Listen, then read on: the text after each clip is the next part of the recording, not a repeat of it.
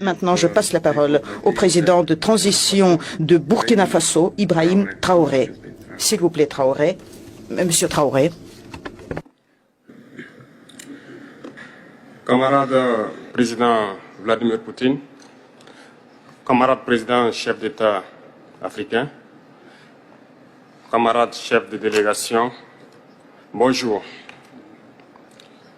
C'est un honneur pour moi ce matin donc de prendre la parole ici et de vous passer donc le salut fraternel du peuple du pays des hommes intègres. C'est aussi le lieu pour moi, avant tout propos, de rendre grâce à Dieu, Dieu Tout-Puissant qui nous a permis de nous réunir ici ce matin en bonne santé pour parler de l'avenir et du bien-être donc de nos peuples. Je m'en vais m'excuser auprès des anciens que je pourrais vexer dans mes propos à venir. Africanité oblige, les droits d'aînesse, je me dois de m'excuser. Camarades, j'ai quelques questions donc de ma génération, mille et une questions qu'on se pose. Mais nous n'avons pas de réponse. Et il se trouve qu'ici, nous pouvons laver donc notre linge sale parce qu'on se sent en famille. On se sent en famille en ce sens que la Russie est une famille aussi pour l'Afrique. C'est une famille parce que nous avons la même histoire. La Russie a consenti d'énormes sacrifices pour libérer le monde du nazisme pendant la Seconde Guerre mondiale. Les peuples africains, nos grands-pères, ont été déportés de force aussi pour aider l'Europe à se débarrasser du nazisme.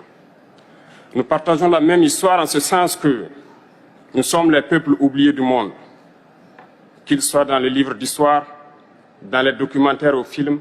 On tend donc à balayer le rôle prépondérant qu'a joué la Russie et de l'Afrique dans cette lutte contre le nazisme.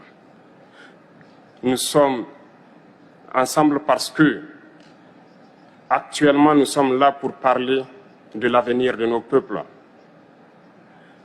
de ce qui va advenir demain, de ce monde libre auquel nous aspirons, de ce monde sans ingérence dans nos affaires internes. Nous avons les mêmes perspectives et je souhaite que ce sommet soit l'occasion donc de pouvoir tisser de très bonnes relations en vue d'un meilleur avenir de nos peuples. Les questions que mes générations se posent sont les suivantes, si je peux me résumer. C'est de ne pas comprendre comment l'Afrique, avec tant de richesses sur notre sol, avec une nature généreuse, de l'eau, du soleil en abondance, l'Afrique est aujourd'hui le continent le plus pauvre. L'Afrique est un continent affamé. Et comment se fait-il que les chefs d'État traversent donc le monde à mendier? Voici des questions que nous